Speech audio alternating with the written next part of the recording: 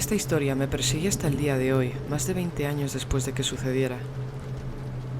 Esto ocurrió en 1988, cuando yo tenía unos 21 o 22 años. En ese momento, vivía en el sur de Oklahoma, en las afueras de un pequeño pueblo llamado Duncan. Yo y otros colegas estábamos ayudando a un amigo, James, a reunir un ganado que se había escapado porque alguien se había topado con una intersección en T y había atravesado su valla. Había derribado 2 postes y había dejado una sección de 10 metros abierta por la que salió el ganado. Ya habíamos encontrado la mayor parte del ganado y nos faltaban solo unas 3 o 4 vacas, así que salimos a la 1 de la mañana en motos de cross tratando de encontrarlas antes de que alguna provocara algún accidente de coche y acabaran demandando al padre de mi amigo. Mi amigo y yo fuimos en dirección este-oeste y los otros fueron en dirección norte-sur. Una cosa que debo explicar si no conoces Oklahoma es que la mayor parte de los terrenos son de ganado o de cultivos. La mayor parte del terreno se divide en secciones de 1 milla, es decir, todos los caminos de tierra en el campo tienen dirección norte-sur o este-oeste y se cruzan en intervalos de 1 milla. Si te pierdes y preguntas a alguien para que te den direcciones en medio del campo, lo más probable es que te den instrucciones del estilo: ve 3 secciones de milla al norte y luego 2 secciones de milla al oeste. En el momento en el que ocurrió esto, la densidad de población en esta parte de Oklahoma era bastante baja y no había muchas casas. No sabíamos cuánto tiempo había estado el agujero en la valla. El padre de mi amigo solo revisó la valla porque le faltaba el ganado. La familia de James eran dueños de toda la sección de 1 milla entera y una buena parte de la sección de la milla contigua. El agujero en la valla estaba en el lado este de su tierra, en el lado más lejano a su casa. El padre revisaba la valla en busca de posibles agujeros semanalmente y la había revisado 2 días antes, por lo que el agujero no podría haber tenido más de 2 días de antigüedad. James y yo viajábamos por estos viejos y polvorientos caminos de tierra con focos de luz que funcionaban con baterías para iluminar las tierras a los 2 lados con la mayor amplitud posible.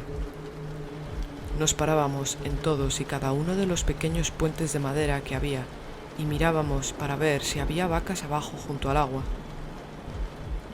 Nuestro plan era recorrer 10 millas y luego recorrer transversalmente una sección de milla y regresar 10 millas otra vez, hasta que hubiéramos recorrido un total de 10 millas cuadradas.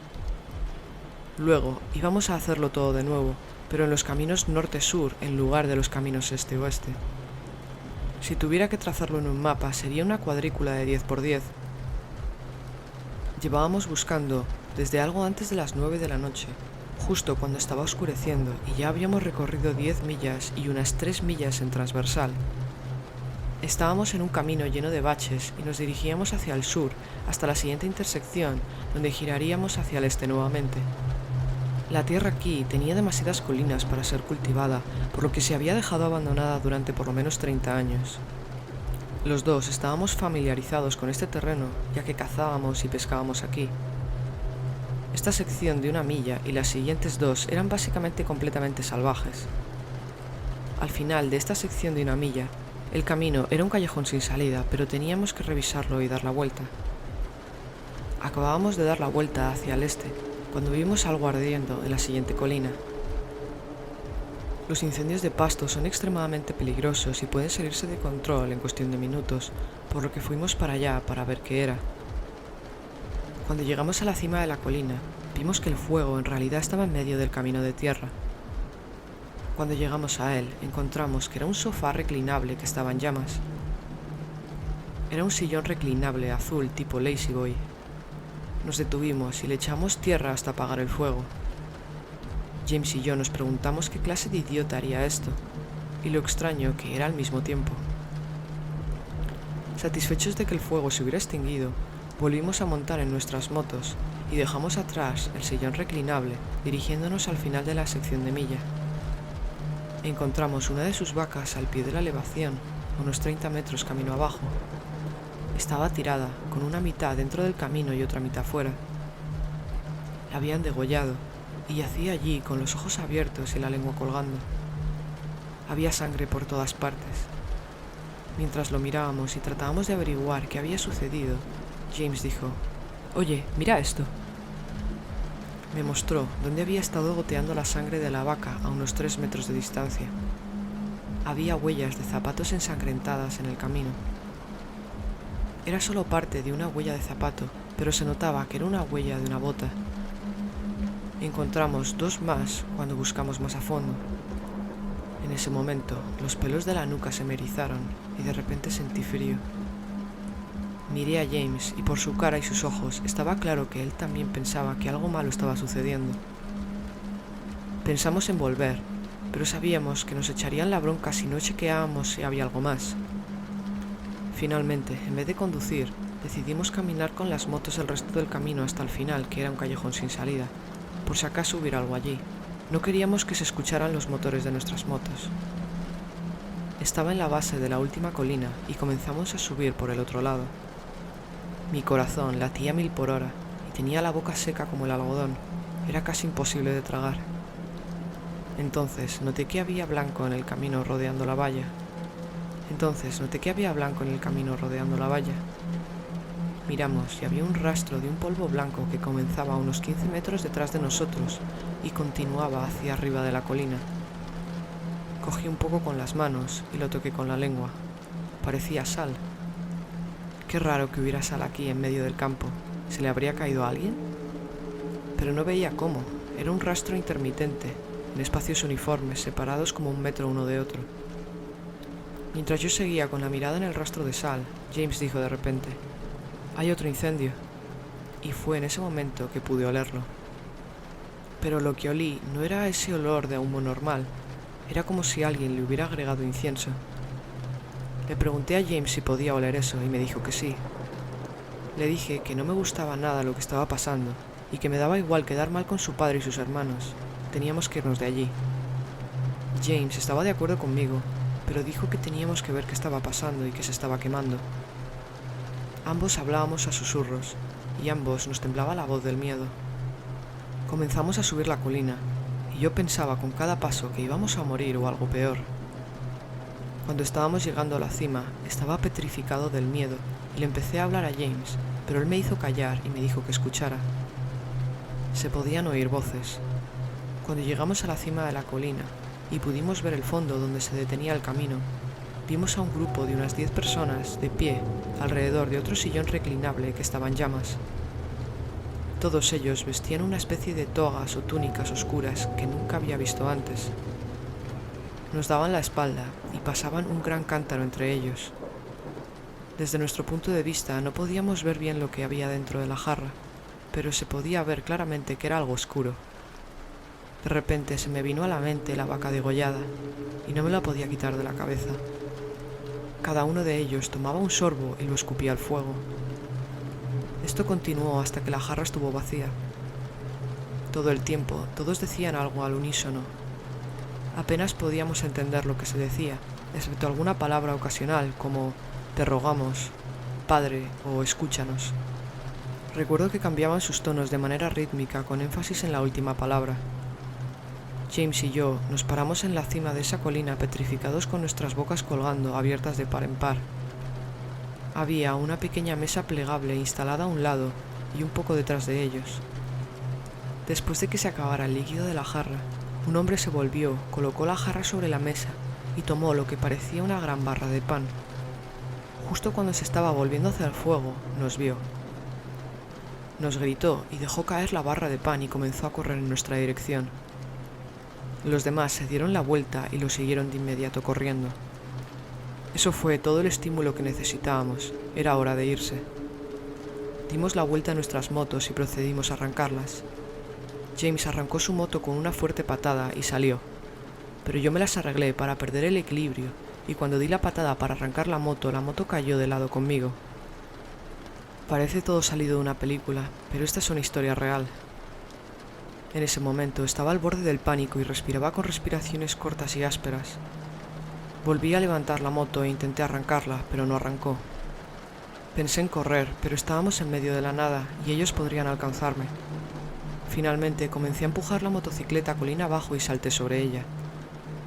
Cuando tuve velocidad suficiente, di una patada y por fin arrancó. James estaba esperando en la esquina de la intersección para asegurarse de que llegaba. Cuando miré atrás podía ver la silueta de estas personas arriba en la colina, corriendo en nuestra dirección. Condujimos las motos hasta su casa, yendo mucho más rápido de lo normal, especialmente teniendo en cuenta la casi completa oscuridad. Cuando finalmente llegamos a su casa, le contamos a su padre lo que habíamos visto. Su padre llamó a un par de amigos y todos cargaron en sus camionetas suficientes armas para comenzar una pequeña guerra. James y yo fuimos con su padre en su camioneta para darle indicaciones de a dónde ir. Su padre siguió haciéndonos preguntas todo el camino. ¿Qué estaban haciendo? ¿Por qué había un sofá? ¿Cuántos había? ¿Qué aspecto tenían? ¿Qué coche tenían? Esta última pregunta nos dejó perplejos. No habíamos visto ningún coche ni ninguna camioneta. El camino era la única forma de entrar o salir, y había un arroyo que corría en la parte trasera del final de ese camino, por lo que no podían haber venido de esa dirección. ¿Cómo habían llegado hasta allí con 2 sofás reclinables? Cuando llegamos a ese último tramo de camino, los faros de la camioneta del padre de James iluminaron el lugar donde había estado el sofá reclinable, pero ya no estaba. Todos pudimos ver dónde se había estado quemando el sofá. La hierba circundante también estaba chamuscada, pero el sofá reclinable ya no estaba allí. A medida que nos acercábamos, James se dio cuenta de que la vaca tampoco estaba. Odio admitirlo, pero aun con su padre allí y sus amigos me estaba asustando de nuevo. Tenía miedo de que su padre nos dijera que era nuestra imaginación y no nos creyera. Cuando nos acercamos al lugar quemado en el camino, Buster, el padre de James, dijo en alto que el sofá y la vaca estaban tirados a un lado del camino en una zanja. Buster salió a mirar la vaca con los otros hombres. Se quedaron allí hablando y sacudiendo la cabeza durante lo que parecieron unos 10 minutos antes de volver a las camionetas. Continuamos hacia la colina. Los surcos hechos por los neumáticos de las motocicletas al girar se veían fácilmente, pero ya no había fuego al otro lado de la colina. Todos bajamos al lugar donde se había estado quemando el otro sofá reclinable, pero este y la mesa de campaña ya no estaban. Se podía ver dónde alguien había caminado alrededor del área carbonizada y la había cubierto con tierra. Este sofá nunca lo encontramos. No estaba tirado en ningún lado, se lo habían llevado. En ese momento, James se dio cuenta de que tampoco estaba el rastro de sal en el suelo. El padre de James llamó al sheriff del condado cuando llegamos a casa. Para entonces ya era de día, y cuando llegaron salimos de nuevo con el sheriff y un agente. Cuando volvimos a la carretera, el primer sillón reclinable y la vaca ya no estaban y se la habían llevado. Yo me quedé petrificado porque eso significaba que nos habían estado observando mientras habíamos ido la primera vez, y cuando nos fuimos aprovecharon para llevarse lo que quedaba. Aún así se podía ver donde algo se había incendiado, y todavía había sangre en el camino y en la hierba. James les mostró también las huellas de las botas que habíamos visto. En la parte inferior de la colina todavía se podía ver el área carbonizada donde se había estado quemando el segundo sofá reclinable, y el agente encontró pequeñas marcas donde había estado la mesa. Al final del camino, se podía ver que la valla había sido empujada para que alguien pudiera pasar por encima. También se podía ver dónde se había pisoteado la hierba, lo que proporcionaba un sendero bastante fácil de seguir. Encontramos unas zapatillas de deporte de mujer al otro lado del arroyo.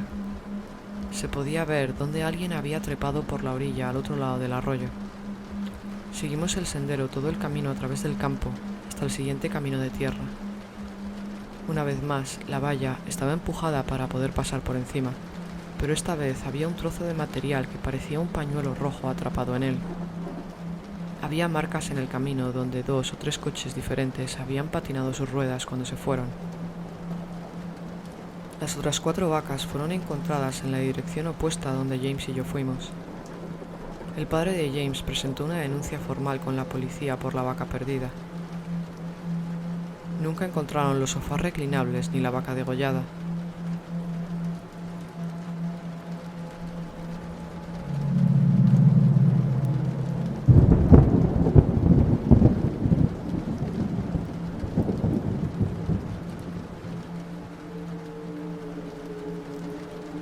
Esto ocurrió en Halloween de 2016. Mis 3 amigos, Jay, Kevin, Lucas y yo, estábamos haciendo truco o trato pidiendo caramelos en el centro. El centro siempre estaba lleno de gente en Halloween porque las casas estaban muy juntas unas con otras, pero eso también significaba más caramelos por unidad de cantidad caminada. Las 10 de la noche era siempre la hora en que las cosas realmente comenzaban a calmarse, y a las 10:30 éramos prácticamente los únicos niños que seguían afuera pidiendo dulces. Aproximadamente solo 1 de cada 10 casas abrían sus puertas tan tarde, así que decidimos dejar de hacer truco o trato e ir a algún lado para pasar el rato. Al fin y al cabo, era sábado por la noche y queríamos aprovechar y pasárnoslo bien. Vivíamos en una ciudad muy húmeda, por lo que aunque no hacía frío, esa noche había un poco de niebla. Estábamos deambulando por la calle cuando me fijé que había una persona solitaria con un disfraz de payaso que estaba caminando muy lentamente desde la niebla en la distancia. Debo decir que era un disfraz de payaso de verdad, no un disfraz barato comprado en el supermercado. La ropa era muy elaborada y colorida, tenía una nariz roja y una peluca, y llevaba puesto un maquillaje que era una locura. Tenía una sonrisa ensangrentada que parecía medio cosida. Era un disfraz aterrador, y los 4 nos reíamos y gritábamos en reacción, pero finalmente nos fuimos en otra dirección. Fuimos a un parque que estaba cerca para simplemente pasar el rato. Estuvimos comiendo nuestros caramelos y haciendo el tonto con una espuma de afeitar que nos habían regalado. Nos pusimos en los columpios de los niños y pasamos el rato riéndonos como niños adolescentes que éramos. En un momento dado, Jay señaló al horizonte oscuro donde 2 payasos caminaban hacia nosotros. Uno de ellos era el mismo payaso de antes. No pensé que era posible, pero el segundo payaso era aún más perturbador que el primero. El primer payaso ahora parecía estar sujetando 2 objetos alargados que parecían ser lanzas largas y puntiagudas. Ambos se acercaban caminando hacia nosotros muy lentamente. La diversión de la situación se desvaneció rápidamente a medida que se acercaban más y más. De repente, cuando todavía estaban a unos 40 o 50 metros de distancia, empezaron a correr hacia nosotros. Instintivamente todos empezamos a correr en diferentes direcciones. Los payasos se separaron y uno de ellos empezó a seguirme a mí. Yo salí corriendo del parque y empecé a correr calle abajo. No conocía muy bien el área, pero sí sabía cómo volver a la casa de Lucas. No paré de correr y como a la mitad de camino perdí al payaso. Estaba tan asustado que seguí corriendo hasta que llegué a la casa de Lucas. Una vez allí llamé con mi móvil a Lucas y le dije que estaba en su jardín trasero. Él me contestó claramente sin aliento, pero dijo que acababa de perder a uno de los payasos y que se dirigía para allí. Le dije que llamaría a Jay para ver dónde estaba, y él me dijo que él llamaría a Kevin.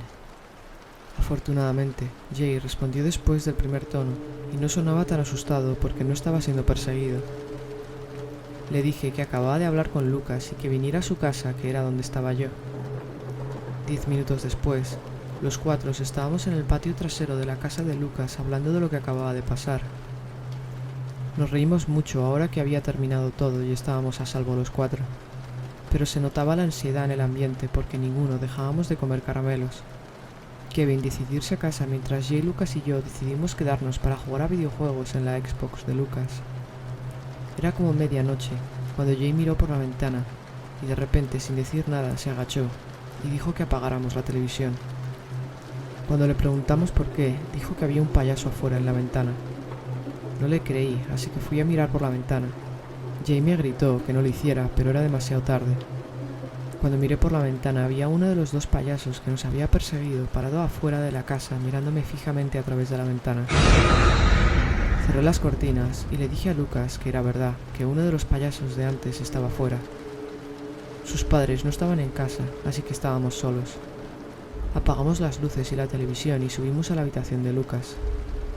Cuando miramos por la ventana, el payaso ya no estaba allí. Pasamos gran parte de la noche en vela, encerrados en la habitación y escuchando cualquier ruido de la casa, hasta que eventualmente nos quedamos dormidos. A la mañana siguiente, cuando salimos de la casa, Jay y yo encontramos una nariz roja de payaso de goma en la mesa de su patio trasero. Obviamente fue colocada allí con la intención de asustarnos, y lo cierto es que lo consiguieron.